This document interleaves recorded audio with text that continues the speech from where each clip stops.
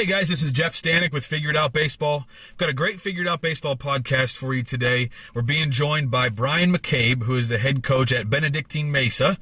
Benedictine Mesa is an NAIA school in Mesa, Arizona. A guy that's had a lot of success and someone that we've tried to have on the program a couple times, but it finally worked out today. So before we get into questions with Coach McCabe, I'll go through a bio for you so you know where he's come from and what he's done. He's originally from Lena, Illinois. He played at Clark University collegiately, an NAIA school in Dubuque, Iowa. While he was there, the team set the school record for wins. He also graduated in 2013 from there and began his coaching career there. He was there as an assistant coach in the springs of 2014 and 15. Again, that's at Clark University. The spring of 2016, he was an assistant coach at Phoenix College, a junior college in Phoenix, Arizona. And from there, he jumped over to Benedictine Mesa. In 2017 and 18, he spent 2 seasons as an assistant coach and the pitching coach. In 2 seasons there, the team went 76 and 35. Obviously, a great record over a 2-year span. Before finally, in October 2018, he was named the head coach at Benedictine Mesa, where he's been since as the head coach. 2019, his first spring with Mesa, the team went 44 and 13. That was a new school record for wins.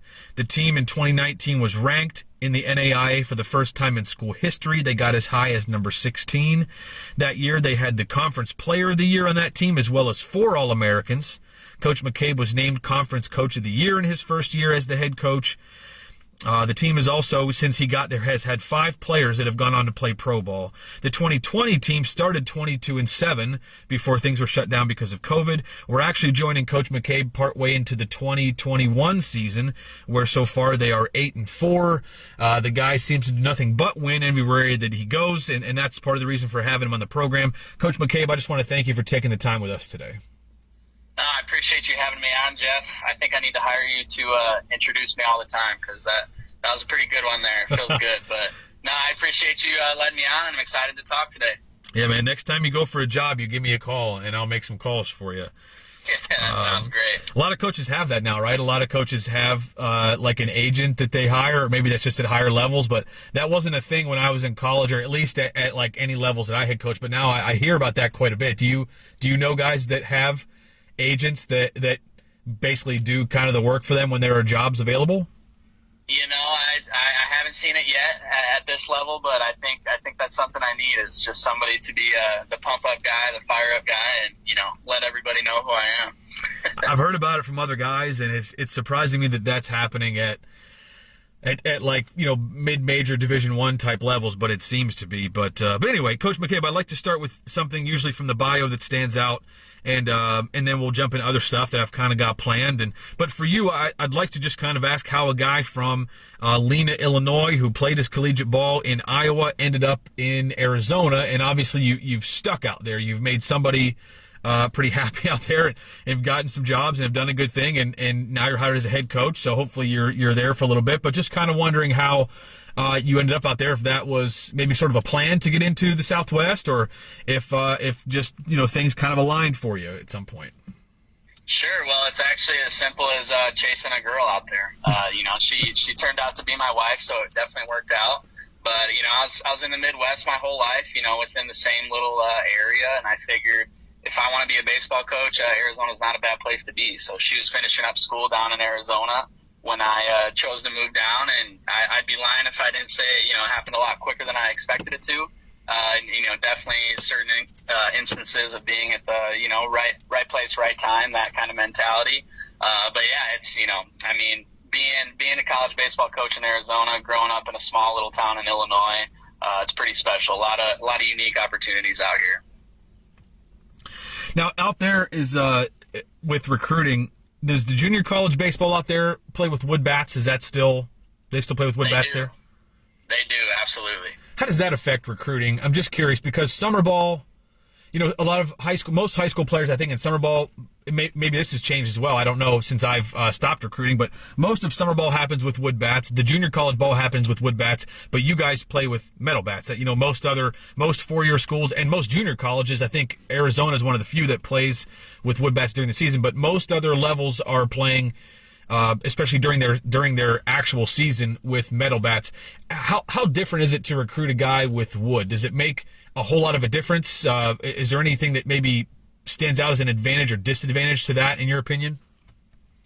Yeah, for me, I think it's all advantage, in my opinion. I mean, obviously, when you're swinging a wood bat for 2 years and you go back to metal, I think you see a lot of, differences in the game a little bit. But for me, I mean, if a guy, we do a lot of junior college recruiting, a lot, like a typical NAIA, we've got our Division I, Division II transfers, and obviously our JUCO recruits. And for us, I mean, if you're excelling in the Arizona JUCO League, the ACAC, with a wood bat, facing the competition you're going against, I mean, it's only a positive for us. So truthfully, I don't get wrapped up in it too much.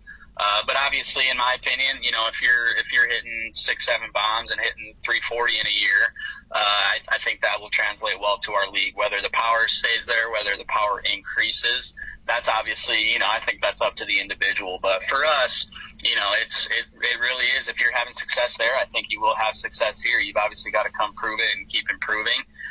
But we've seen, we have a lot of good relationships here in the area, so many good junior colleges, which is why it makes us tough to recruit high school kids. In all reality, it's, they've got a lot of good programs to choose from right in their backyard.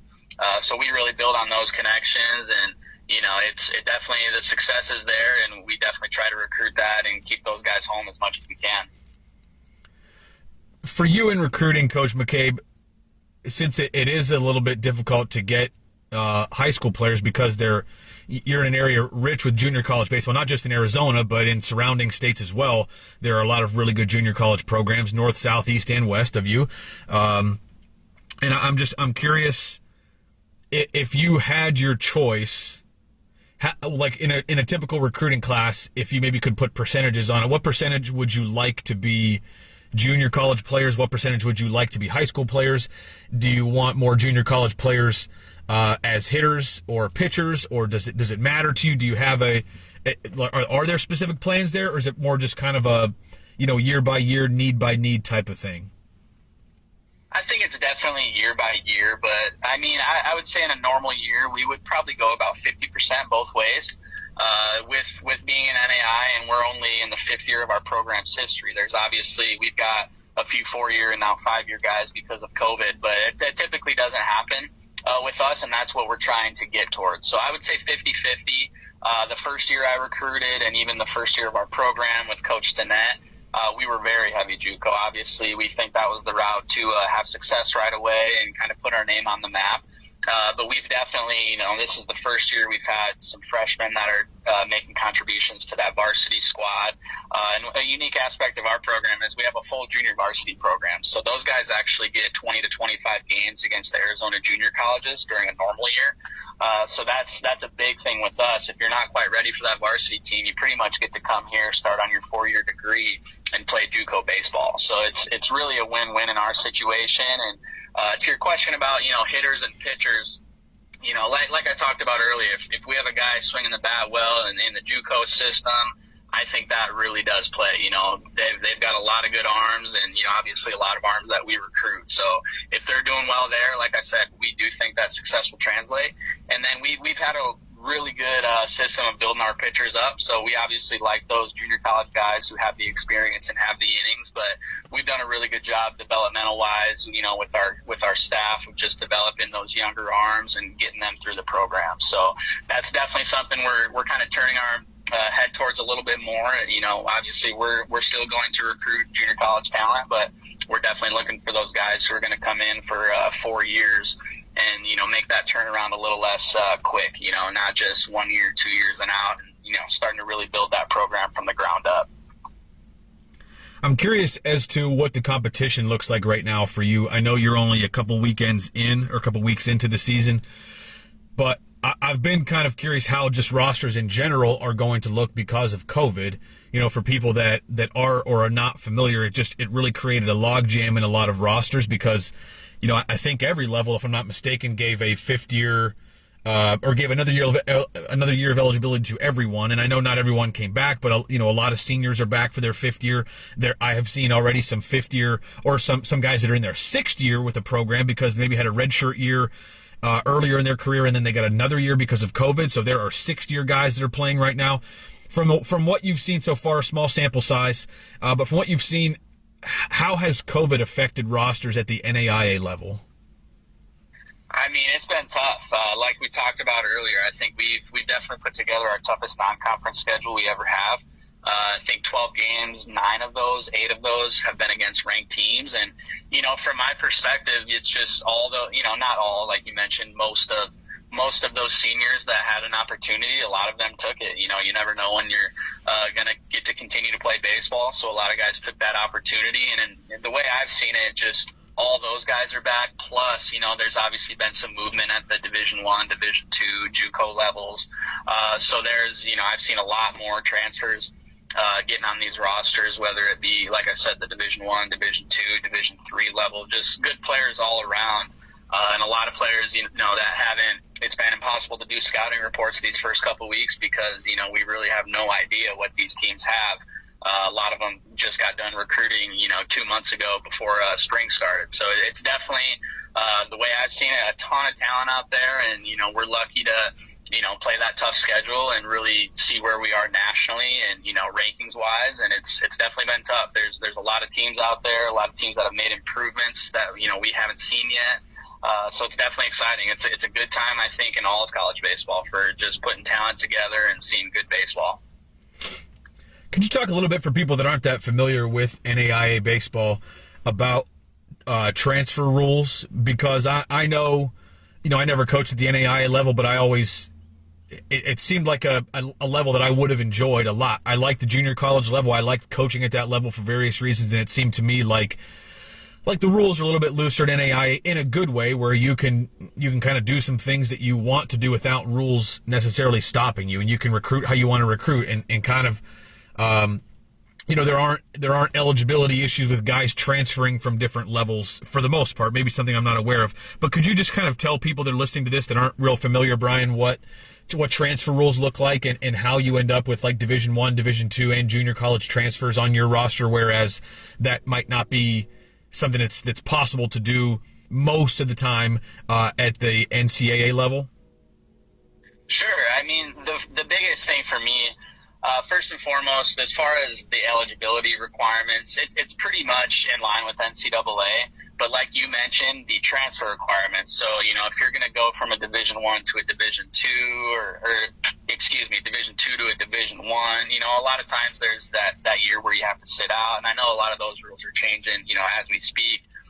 But for us, truthfully, if a student doesn't like where they're at, or if, the situation has changed for them, there is no penalty. They can go from Division I to us and Division II to us, and we obviously recruit the junior college athletes just like those schools do. So it really is, it makes it nice. And like I said, sometimes it's difficult because that turnaround is so quick.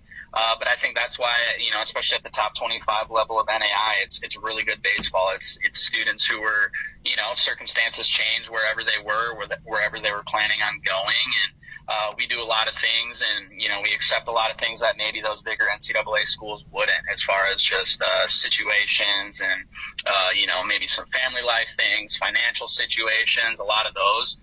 We're just very flexible with that. So it's, obviously they have to come in and do their work academically. That's, I think, something a lot of people assume is, it's kind of the Wild West, which it definitely was in the past. I played, 11, 12 years ago, and I don't remember any sort of, you have to follow this, but it's definitely a lot more strict now. But like you mentioned, transfer-wise, I think that's why you see a lot of, Division I players transfer back, and, they can come really just dominate and put themselves in a good position for professional baseball. So that's, I think that's something when we're recruiting, we tell guys a lot is, if you're going to go to that Division I, Division II, wherever that is, you may be the 20th guy or whatever the case is, and we really sell ourselves on, getting good exposure, playing a lot, and, we'll play 55 games in a normal year. COVID has changed that a little bit, but you're going to come out and, play every day, be in Arizona. There's obviously a ton of scouting networks out here, and most, I would assume 30 teams all have an area guy within 10 minutes from our facility. So it makes us very exposable and those things. So it is a lot different, but, we're really trying to change that and not get the guy with, a ton of baggage. And sometimes those situations are out there and you just got to go with your gut. But it is a little different, but in other ways I would say we're pretty similar as far as what you got to do academically, what you have to do in the community, and those kind of things. And the academics and the community stuff, those are, like, even if NAIA didn't require it, I think most programs just agree that that's something that needs to be done if your team is going to be successful. It's a requirement within the team, even if it's not at the level. But I think it's cool at the NAIA level that you can get those transfers from different places, and I think that you're absolutely right that there are guys out there that need a change of scenery sometimes, and of course a lot of times guys don't want to sit out a year, and it just makes sense to go to the NAIA level if you can get to a good program.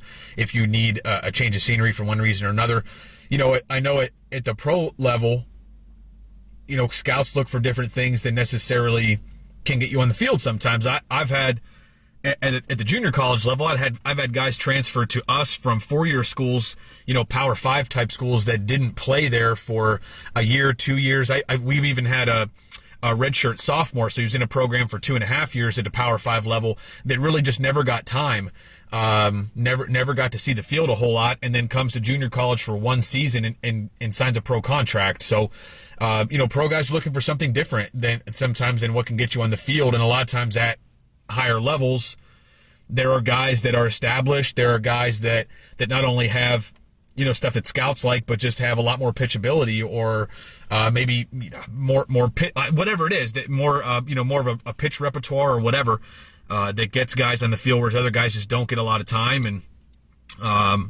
to me, anytime I talk with a family, which I still do as a scout sometimes, just trying to help kids that are uncommitted find an opportunity, I think guys are going to be happy if they have two things, basically. I think if they go somewhere and they win, and they go somewhere and they play, they're going to be happy. And usually if one of those two things is not there, something's going to be missing. If a guy goes to a program and plays and they're not very successful, there's probably going to be some frustration. If a guy goes somewhere on a really good team and wins but doesn't get an opportunity to take part in it, there's going to be some frustration. Is that kind of, when you're talking with guys, is that at all a part of the recruiting talk with you? Is you come here, you might have a chance to play, whereas the other options you're looking at maybe not so much, and we're gonna win. We're gonna be really good. You're gonna have a chance to get seen by scouts. Are those two things? Play, have a chance to play, have a chance to win. Are those part of your recruiting talk with guys? No doubt, no doubt. I mean, depending on the level of talent, first thing we do, and it's crazy just to hear the conversations with players and coaches, but a lot of guys, these days they ask for legitimate playing time locked in the recruiting process, and that first off, that's something we don't do. But obviously, at the end of the day, if you think a guy is going to be successful, and that is something we promote. You're going to come here, and in the past, winning 40 games. In 2018 and 2019, and I think we were well on our way in 2020 as well. But yeah, I think the biggest thing for us with those top end recruits is the exposure. I played good NAIA baseball in the Midwest, and it's just something where maybe our team didn't have it at the time or whatever it was, but we just didn't see a lot of professional looks. And obviously, a lot of guys playing college baseball. They're there to get a degree, but they're also there to hopefully play baseball after college. And, that's something I think the biggest recruiting pitch for us is, truthfully, we're just here to get you to that next level. So, for some guys, that's professional baseball. For some guys, that's graduate school. For some guys, that's just graduating and getting a job right away. That's really what we're all about. And at the end of the day, only 96, 97% of our guys are not going to play professional baseball. So it's all about being ready for what we're doing after that and putting ourselves in the best position to play as long as we can. So, that's a lot of it. And for me too, if you see our roster, it's very diverse. We're not just Arizona kids. So, it's easy to recruit from back where I'm from in the Midwest on a, I guess it's March now, but when it's 75 degrees and most of the country is, still freezing and under snow. So that makes it a little easier process as well, and just a great area to come play baseball. I'd love to be able to send some kids out your way. It's a little bit further from Pennsylvania to come out than it is for, an Iowa, Illinois type of kid. I know that when I was coaching in the Midwest, it seemed like several Arizona schools, like even Arizona State, were grabbing kids from the, from Illinois, Iowa areas at some points.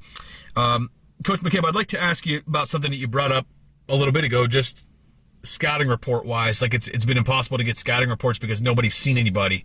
You don't really know who's on these rosters. You have a lot more transfers than normal. Hardly any. What wasn't a lot to establish last year. You don't know who's back and who's not. Maybe. What's life like without scouting reports at the college level? At the Division I level, scouting reports are getting insane. It's hard to imagine even being in this situation now where they have synergy and they can watch literally every game on video. That's a lot. That's a lot of time and effort to put into that. I've coached a high school level where you have basically nothing, and you watch a guy in BP or try to pick something up from a first at bat from a hitter or first inning from a pitcher, and that's kind of your scouting report. And what is life like at the NAIA level without a lot of scouting reports? Like when they are good, maybe at the end of the season you're able to get some reports from guys from earlier in the season. What are the scouting reports like that you'll get? Just kind of curious to tell people just how much information you can get from guys at the NAIA level. And at this point, maybe you can start at the beginning of the season here when you have no scouting reports. What's the plan going into games? No, great question. I think, first off, obviously you have conversations with coaches, and, there's certain rules of some conferences where, you can't talk to these guys, or you can't talk to this conference or in conference, those kind of things. But I'm sure a lot of coaches do a lot more than me in that regard as far as scouting reports. But typically what we do is, we'll go online, we'll do our research as far as is there any video on guys. And for me, obviously, after they play a few games, most schools kind of have that set lineup. And for us, it's definitely not 100% accurate, but we'll just, I'll sit there in front of a computer for 5 hours and look at those play-by-plays. So if, the leadoff hitter keeps hitting, F9 every first at-bat or something like that, we're definitely going to adjust. And for me, there is only so much information you can get. It's not like the major leagues where we've got every single thing lined up. You've got those charts of, 30% left side, 40% middle, and those kind of things. With that, I would love to use that if we had that access. But for us, it's really just playing our game. We really go to our strengths, and obviously if we're seeing a guy for the second or third time, or maybe it's, the fourth or fifth year that we're playing this guy, we'll have a good plan of what we want to do. But at the end of the day, we're not a team that's moving around, or, we move obviously a couple steps here, a couple steps there, but we're not putting a full-on shift on this guy just because of maybe one thing we've heard. We're going to make sure, he can do it with whether it's a normal defense or a normal pitching approach, those kind of things. So it really differs from team to team just based on what information we have. But already this year, we've gone into 3 or 4 games knowing absolutely nothing about who we're playing. They don't have any stats yet. There's 20 new guys on their roster, and so it can definitely make things uncomfortable. But at the end of the day, at our level, I know, Major League's Division I, that can play a huge role in whether you're winning or losing a game. But at our level, truthfully, I don't think it makes the entire difference right there. So we really just focus on, hey, let's play our game. Let's, if we're getting beaten the 5-6 holes 6 times in a row, we're going to adjust there. But it really is, let's play to our strengths and let's see if they can match up. I wonder oftentimes if scouting reports don't get too much in the way of playing to strengths, especially for a pitcher going against a lineup. Like, I know that there are certain times when you maybe would want to stay away from something, even if it is a strength, if a guy just, you can't get this guy out with a fastball. So we're just not, even though your pitcher's got a good fastball, this hitter does not get beat by fastballs, you're probably going to stay away from that. I get that. But in most instances, I just wonder if that wouldn't be the best plan, almost regardless of what you see in a scouting report. If a pitcher has a hard time locating a pitch to a certain side of the plate, and a guy's got a weakness on this side of the plate where the pitcher has a hard time getting the ball there, are you really going to try to get it in there and risk making a mistake? I don't know. Sometimes it just seems like it's better to just go after the pitcher's strength almost regardless of what the scouting report is. But I guess it depends how much information you have on a guy and what kind of trust you have in your pitcher. No doubt. And there's plenty of guys that are going to do damage. There's a guy down at, I believe, Wayland Baptist he's hit about 35, 40 home runs between the shortened season last year and this year already. So you're going to have to make adjustments to a guy like that.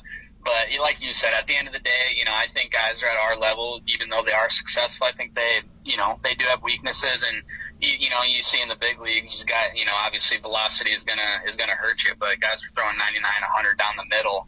to great hitters, and that velocity is still going to beat some guys. So we like you said, like I said, really focusing on what we can do until a guy just absolutely goes off against us, and we need to make an adjustment quick.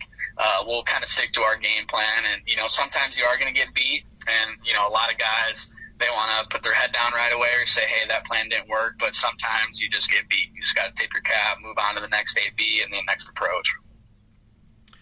Coach McCabe, I'd really like to spend some time in this podcast talking about winning. It's something that I love to talk about. As a coach, I hated losing. I loved winning. I think I hated losing more than I liked to win. It was, to me, and I was around some really good head coaches that taught me a lot. And to me, it was, you expected to win. And so when you won, it wasn't like, it wasn't a jumping up and down experience. It was like, that's what we came here type of experience. That's why we came here in the first place. But I love talking about it. I think it's something that at youth levels, it's not talked about enough. To me, winning is a skill. Winning is something that you teach. I think there's too much of an emphasis sometimes at lower levels of teaching, individuals to be the best that they can be. But that doesn't always mean you're doing the best thing for the team or have a team first focus, which I still think is important. I think is a skill. I'd like to talk to you about your career. Your career as a player and most of your stops as a coach.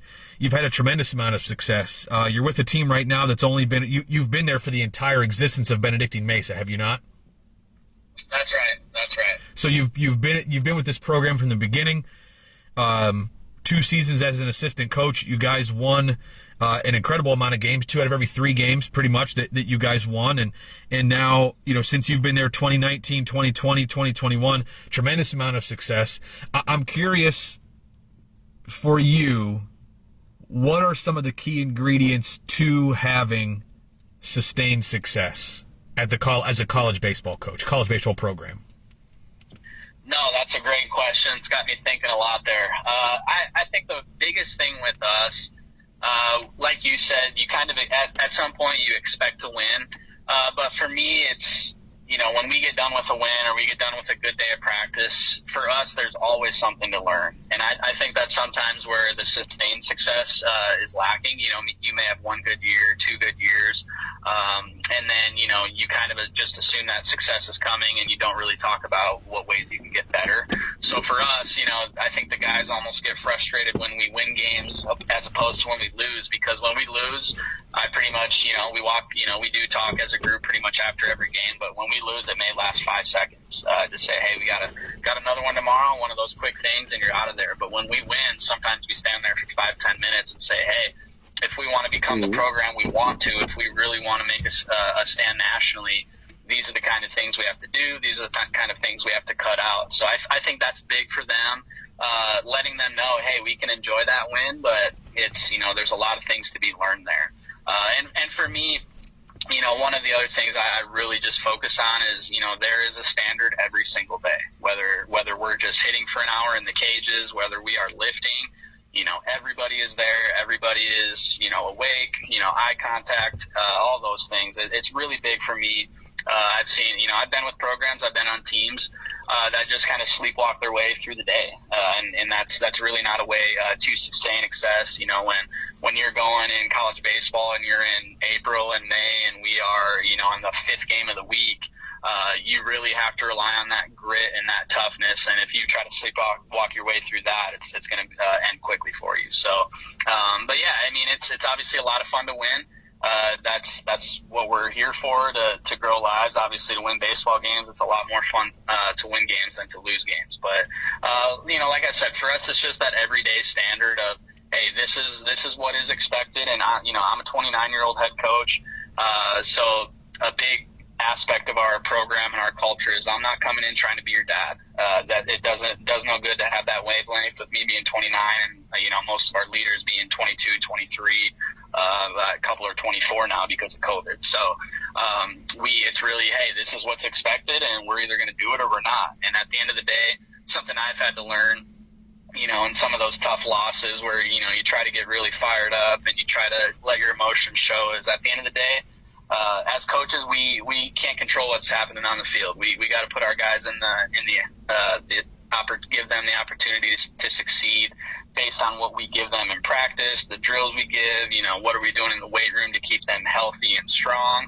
And on game day, we just, turn it loose and say, hey, this is your guys' job now, and this is what we expect. So I think it's kind of fed off itself. And, there's definitely been challenges, just taking over from a newer head coach, even though I worked with Coach Stinnett, just doing things a little differently. So we've definitely had our times where guys are, sometimes questioning or why are we doing this? And that's something I love is, asking questions, being on the same page with our leadership group, a lot of those things. And I think once you get that going, that, like you said, that success really sustains itself. It's not really me talking about it anymore like I did a lot, 2 years ago, last year. It's more, those seniors really saying, hey, this is what it's expected. We're going to do it. And when you have that buy-in from the leadership group, it becomes a lot easier on us as coaches. I know that you probably you had things rolling pretty well by the time you got there. But when you have individuals or even like small pockets of individuals, like maybe you have a group of guys on the team that maybe kind of hang out together and maybe they're just not pulling in the same direction that you are. I read somewhere recently, and I'm going to paraphrase and probably do a really poor job of it, but anytime a team is trying to move in one direction, as players, you're either, every player on that roster is either pulling in the same direction as you, they're pulling against you, or they're neutral and you're having to drag them along. And I thought that was a really good visual, and I think I think any coach can kind of look back at any team that he's had, and almost every individual on the team that you can look back and say, yep, that guy was either going this direction, that direction, or was neutral. For you as a head coach, Brian, in a short time that you've been there, and again, you've had the program rolling. It's not like you took over a losing program where you had to completely change the culture. But when you're trying to create something, establish something, and you're a young guy, and maybe you have a guy on the roster that just doesn't buy in for whatever reason, it's just different. What you're teaching, what you're coaching is different from what he's used to. Maybe you and that player just, there's a little bit of friction there for whatever reason. How do you handle that? How quick are you to tell a guy that he probably needs to find a different place to play? Not in a coarse way, but just telling a player like, look, this isn't a good fit for. I don't think for either of us. I think it's better if you find somewhere else. Or how quick are you to decide that, or almost take a player on as a project and say, all right, like I'm going to get this guy on. I'm going to do everything I can to get this guy on board. If it doesn't happen at the end of the year, we might have a conversation. But like I'm going to make this a priority to get this player on board. I'm just kind of curious how you handle it when players, don't completely buy in, because I've had this conversation with coaches before. I think it's a narrative that you read a lot on social media, but a lot of times, like conversations like you and I, like that question I just asked you, it seems easy, right? It seems easy when you just sort of talk about the surface level stuff. Like, yeah, this is what we expect, and over time it just happens. But obviously there's got to be some times of conflict in between, and that's kind of what I would like to ask you, just about those times of conflict, or maybe players that just don't buy in for whatever reason, players that are pulling in the opposite direction, from what you and the other coaches and the leaders on your team are trying to establish. How do you handle that? In what ways, and how quickly are you to make, or how quick are you to make bigger decisions, like telling a guy like, I think it's time for us to part ways? Sure, that's a great question. It's something I've obviously been learning and evolving over these past 5-6 years of coaching, and third year as a head coach now. For me, I think I'm a very patient guy. 2 years ago, I probably would have said I'm going to let this play out throughout the year and see what happens. But I've realized over the past couple of years that that's not the approach to take, because like you said, even if you have one guy pulling against everybody else, depending on that guy's stature on the team and is he in the lineup, those kind of things, that can really damage what you're doing. So I would say this year, we've got, obviously it's not perfect, and I don't think it will ever be perfect when you're dealing with 40, 50 individuals, college guys. But at the end of the day, I think this year we may be a little less talented than we've been in the past. But I know when those guys get together that they're going to do everything they can to, whether it's come out on top or back each other up. That's something I think we've really had to change in, is just buying into each other. We've, first couple of years of the program, we obviously had all these transfers, and it was kind of just, obviously, you got the Netflix show Last Chance U. That's really what it was for these guys. It was a last chance. A lot of these guys were from Arizona, just living at home. And it was just, it's kind of a glorified, club ball team where it's just guys driving in every day. There's class, there's practice, and then you go home. Nobody lives with each other. So that's really something we've focused on is, buying into each other. But I think, going back to your question, this year we've had a couple instances where we identify that issue or that problem, or maybe it's not even a problem. Maybe it's just a situation the kid's got going on at home and we don't know that yet. So for us, we really try to hammer that early, say, hey, what's going on? What do we need to do to, get you back on and get you, ready to go with the team. But if that's not going to be possible, whether, just due to the kid or due to the program circumstances, we really do try to get that out of our program quickly. I think, even if your best player on the team is the guy that's going against everything you're saying, thankfully I haven't had that yet, but he may be good, but it's probably not worth it to keep him, as a leader and keep him, whether you like it or not, the guys are going to listen to him if he's the best player on the team. So that's something where we really, our staff has done a great job of recruiting. We bring in guys that, we have really good relationships with, and a lot of guys now that, we recruit out of high school, they go to, say Mesa Community College or Scottsdale Community College, and then we get them 2 years later. So we've already known the kid for 3 years.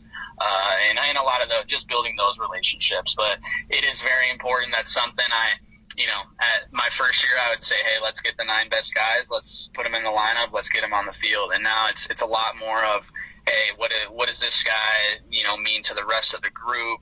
What's his respect level? And, a lot of those things go into what we like to put, whether it's, a travel roster, whether it's, our lineup, or whether it's just who we recruit. So it's definitely taken on much, much more of my focus is getting those right guys and, make sure we do have those guys that are going along with you, because like you said, it can be tough.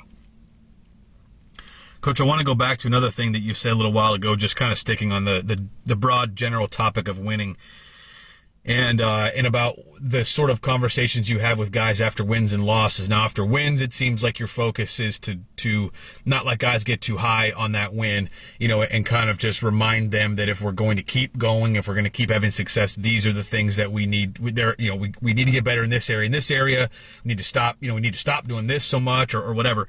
After a loss, it's a pretty quick conversation. Do you come back the following day or even a couple days later and talk about the loss at some point and just sort of go over, positive and or negative notes you had from the game, and just kind of like after a win, you come back and say, okay, we won, awesome, but here are some ways we can get better. Do you have that talk after losses, or after losses do you just try to put it behind you as quickly as possible, move on to the next day, and not even really focus on maybe what led to the loss? I think it's mixed a little bit. We definitely will talk. So say if we play 3 games over the weekend, we'll definitely come, first couple minutes of practice. Before COVID, we were having classroom sessions where we'd hammer a lot of that out. But I would say we will mention a couple things. We're not going to stand there and talk for 20 minutes about the previous loss or anything like that. But we will, I think the guys see it with how we approach practice that next day.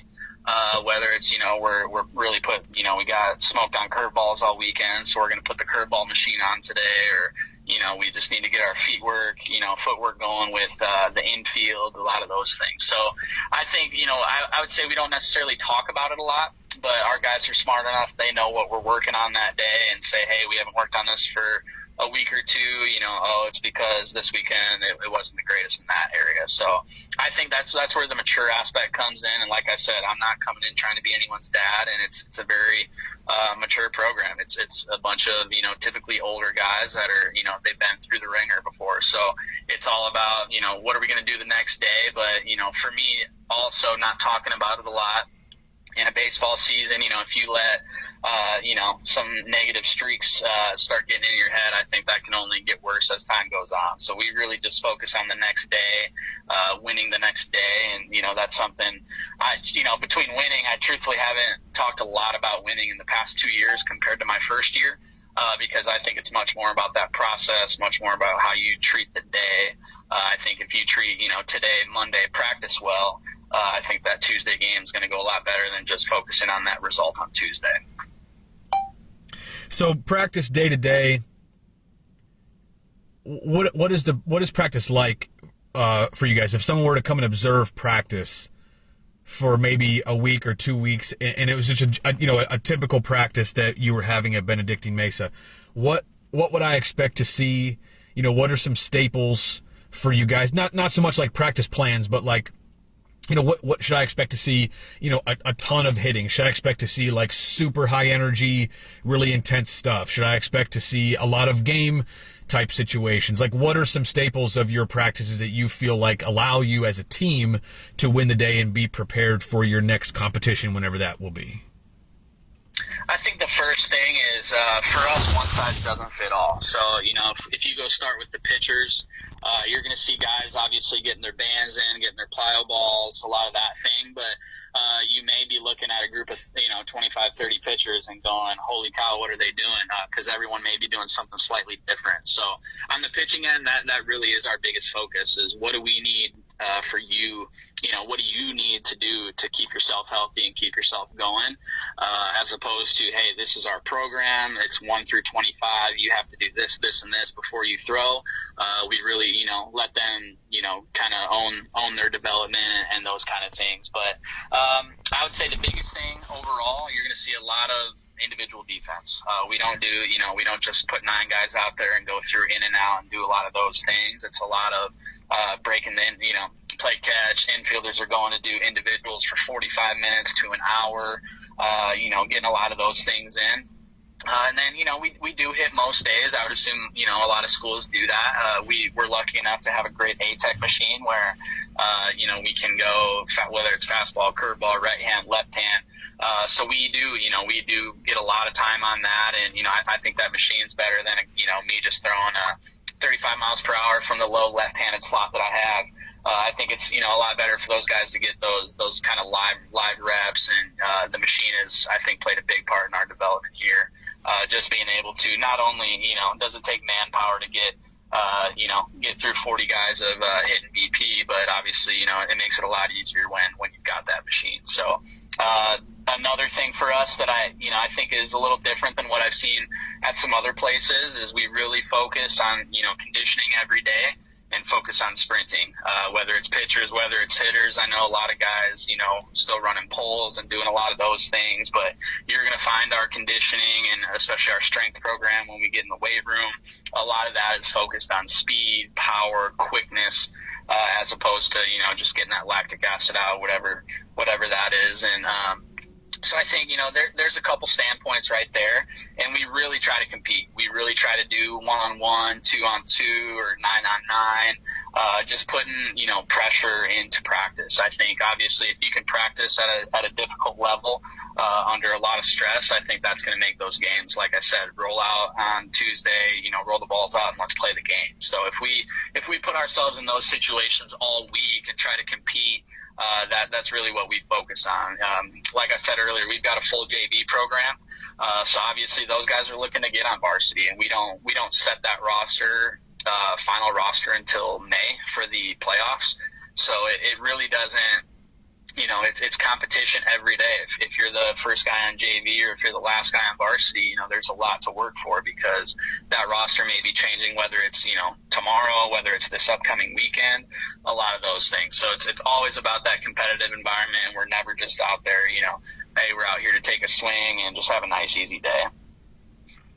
What about on game day? So that's a practice day. On a typical game day, if I were to come out and watch your team play for a weekend, watch you play 2, 3, 4 games in a row, what could I expect to see as far as the identity of your team? Who do you want your guys or coach your group to be? Like, what are some important things for you that again, win or lose, I'm going to see this when I come and see your team play, because that's just who you are?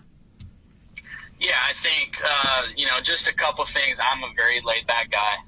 I'm sure you can already tell in this conversation, but very laid-back. So you're not going to see a lot of panic, whether it's from the coaches, from the players. I mean, we've already been down big a couple times early this year, and we've dug ourselves out of a hole and gotten a win. So it's really just kind of an even-keeled team.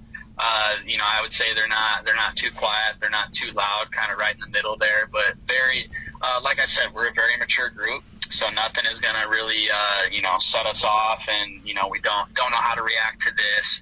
But I would say, a big thing is hustle. Our guys, and it's not even necessarily directed from me. It's a lot of guys putting their careers first and understanding, hey, if I pop up and, maybe that one guy is here to see me, even if I pop up, I better be on second base and, getting that good time. So it's always about doing things the right way. And, something I've preached, I love the new age of the game, and, guys showing their personality and those things. But at the end of the day, we try to act like we've been there, done that. I think there is something to be said for that, because we all know in baseball it's going to come back around to you. If it's good right now, it's probably going to get bad at some point. If it's bad right now, you're probably going to get out of a slump here soon. So that's really how we try to treat that. But at the end of the day, biggest thing, like you said, what's kind of the one big thing? I would say it's just a very relaxed team and, enjoying themselves. I think they really, a lot of them, like we talked about, we're getting into that culture where they are living together. They are, best friends and those situations. So that's something I've really noticed this year in the dugout is just guys really pulling for each other and, not so much just worried about their at bat. Hopefully if they strike out, they come sit in the dugout and they cheer, their roommate on who's hit behind them. So those are a lot of things we've seen. And, it's been great. It's, the team, this year and in the past, we've had so many great guys, and, like I said, it's a very diverse team. So we've got guys, I think right now we're at about 19 states, 4 countries on our roster. So it's just cool to see, the guy from Panama City hanging out with the guy from small town Iowa, and then just, being friends, cheering each other on, and, showing each other kind of the different ways to play baseball. That is very cool. And something I really appreciate when rosters look like that. I get, schools when they don't. I get that certain schools, it's just, for what they have to sell, it's a lot easier it makes a lot more sense just to recruit pretty locally. But I really appreciate rosters that have that kind of diversity and players coming from all over the country and outside this country. I think that's always a really cool thing, because that's what pro ball rosters are going to look like. You're going to have a lot of guys from outside the country. A lot of guys that speak a different primary first language, and I just think that's a cool thing. A cool thing for players to be around at the college level, whether or not they're going to go on to play at the pro level. So, Coach, I want to ask you a little bit about game day prep. I don't know. As a high school player, like, game day was like another practice day in a way. Like, you were going to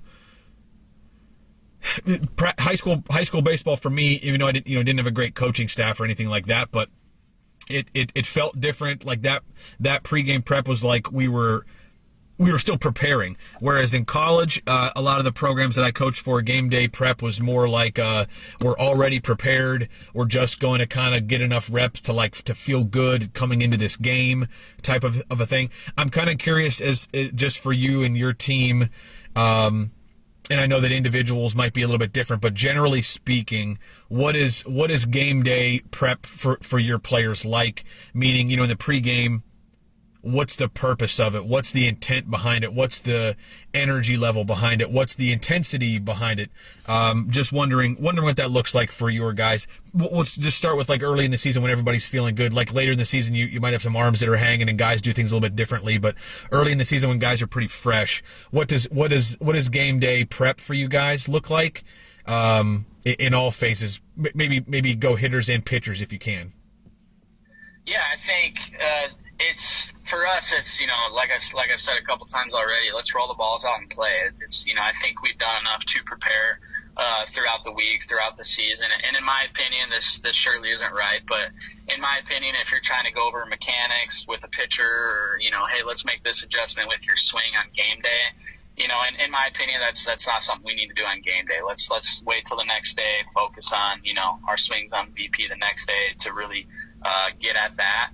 But for us, it's maintaining a lot of intensity while also just relaxing, if that makes any sense. I think, we really focus on obviously taking 3 or 4 good rounds of swings. But when we're on defense, when we're on those fungos, really focusing on having good reps. I think, in my opinion, a lot of guys really get lazy, on the fungo, or whether they're getting live ground balls, from the guy hitting, just getting bad footwork, or, we really focus on those throws across the first base as well. And like you said, some guys' arms may start hanging, and you really gotta preserve those throughout the year. But that's something we really focus on, is getting all the nets we can out there. If we get a ball live, let's play that ball live and let's finish the play, because fungos are great, but at the end of the day, it's a little different ground ball. It's not quite 100% game speed, and coming at you maybe a little bit softer than off the bat. So that's something, whether it's hitting, defense, base running, you're only doing each station, on game day for 10, 12 minutes.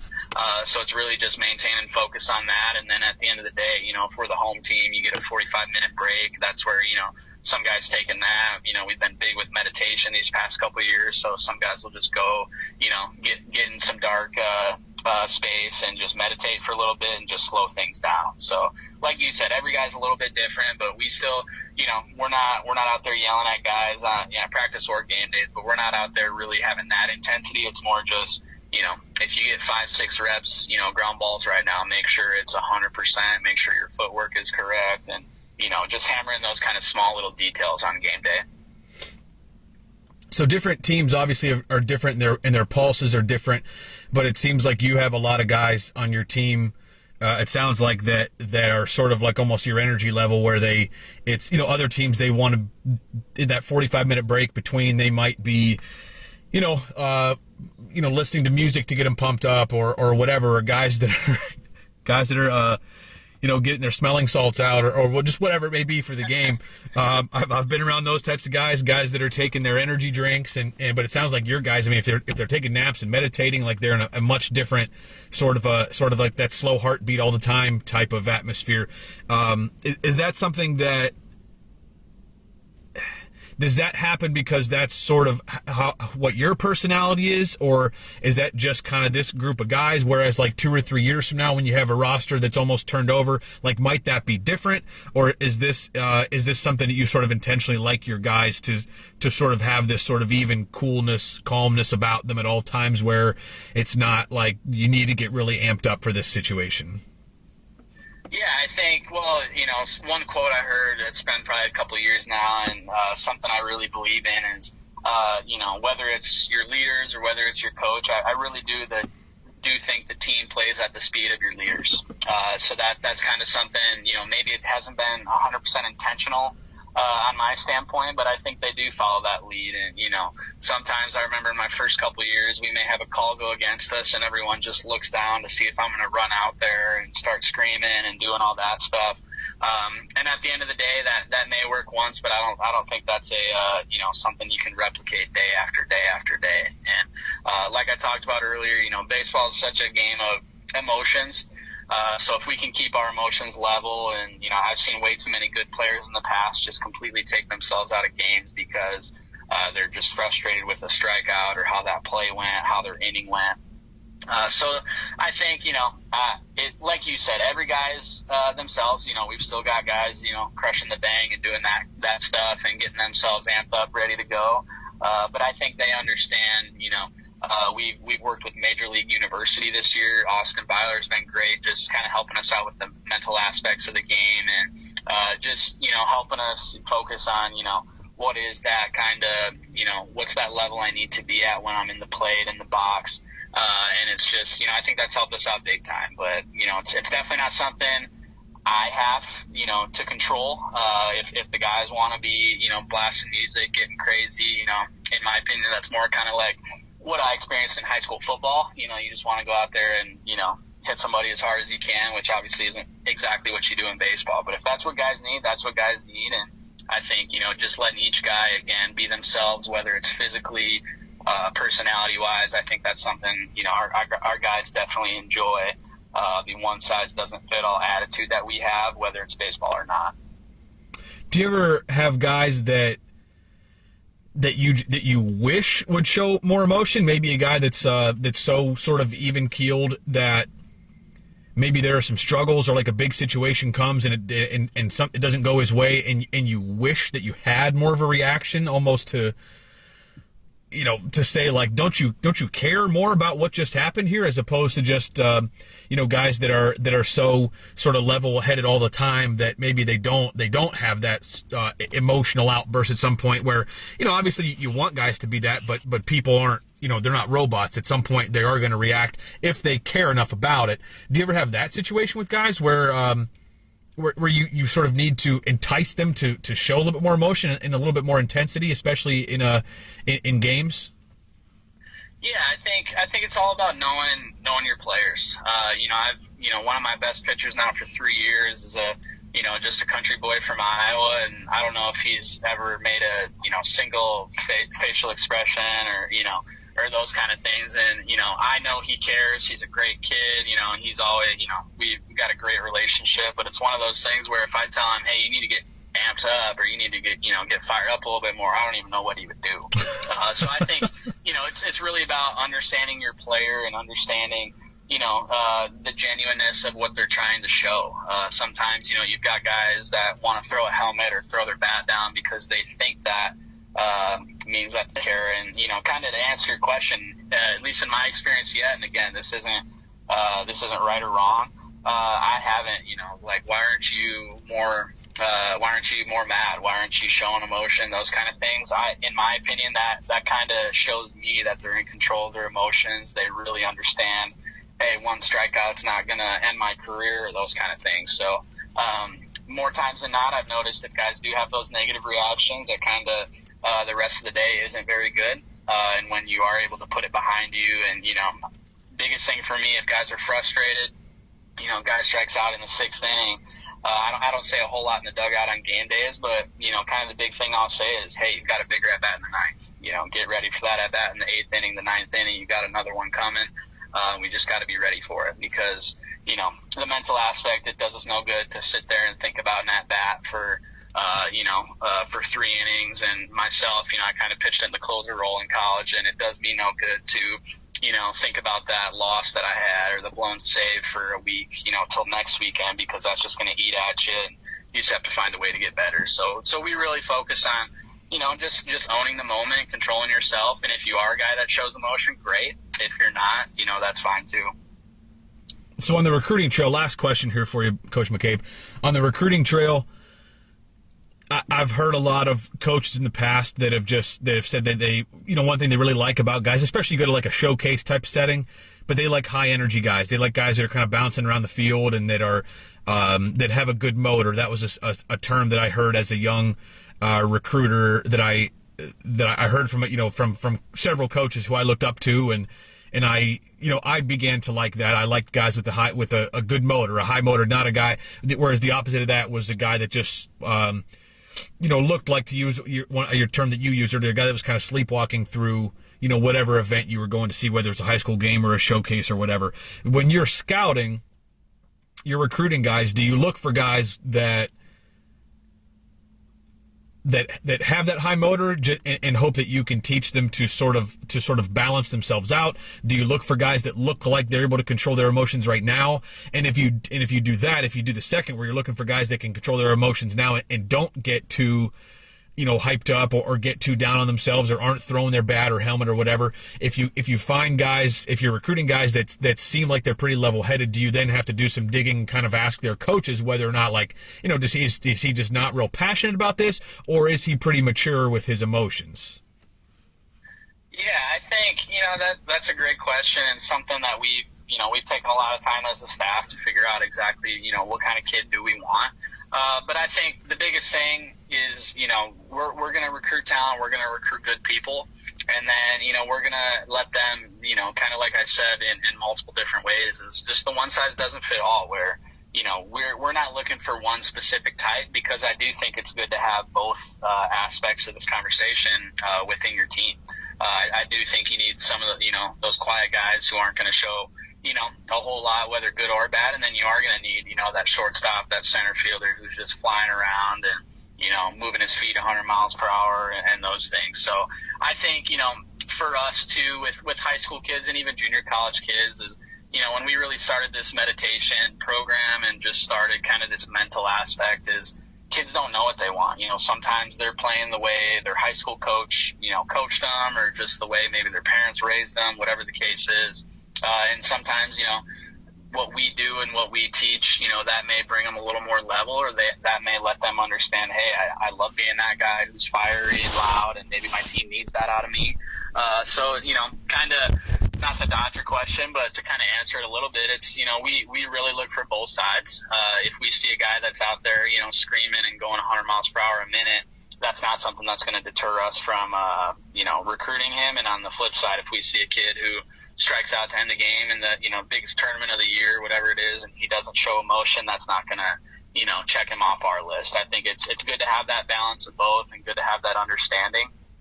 So it's really just, recruiting the kid, recruiting a good person, and then allowing them to be themselves. And I think that's something, we've had a lot of transfers from different places, and, some have said, hey, this is the first place where I can do this, or I can do that. And, I think we've seen a lot of good success with that, not just boxing people into what we think they should be. So that's something, that we've really focused on. And I don't think it's dodging the answer at all. It's a perfect answer. That's why I wanted to ask you that, if you maybe seek that kind of player out, or you just are willing to let guys be who they are. And I think it's a great answer, and I appreciate all of it. This is Brian McCabe, everybody. He's the head coach at Benedictine Mesa, an NAIA school in Mesa, Arizona. Coach, is there anything that you want to leave us with today, or anything that we didn't talk about that you would like to just kind of mention at the end of this thing, anything to wrap it up? Yeah, no, I think, it was great talking with you, Jeff. And, something, I guess, last thing I'll leave you with, and, we've been talking a lot about baseball. It's something we really focus on in our program, is just being a good person. And I think, I show the guys examples of just my current life, who I work with, those kind of things. And at the end of the day, baseball is going to end. So we really focus on, creating good habits that are, going to carry outside of baseball. And I think, so many times us coaches, players, I know how I was as a player. You're not thinking about anything other than, practice the next day in the game. And I think, the more you can do to create those habits that, go beyond the baseball field, and just doing good things, that's really what I've tried to focus on, individually and as a program these past couple of years. So I think, it's easy to get wrapped up in our baseball bubble, but, obviously this COVID has allowed us to step back a little bit and, see where we are. But it's that's huge for us. And I guess that's kind of the last thing I'd mention, is a lot of what we do, yeah, it's baseball geared, but it's all designed to make these guys successful human beings, once they graduate. And at the end of the day, that's what college athletics is about. If you can sneak a couple more years out of pro ball and, make some money, have some fun, that's great. But, we're really focused on what we're doing after this, and how we can continue to be a good person. I always love to hear that, because it's really hard to have that perspective as a 19, 20, 21-year-old, and to have a coaching staff who does that and helps you focus on those things and brings those things to light, I think is so advantageous for the players in your program. Coach McCabe, this has been awesome. I appreciate the time very much. I thank you for joining us. You're in the middle of a season right now, and you certainly have a lot of other things on your plate, but to join us on a podcast, we're very, very grateful for that, and for all that you shared with us today. Absolutely. I appreciate it, Jeff, and this has been awesome. You're doing a great thing here.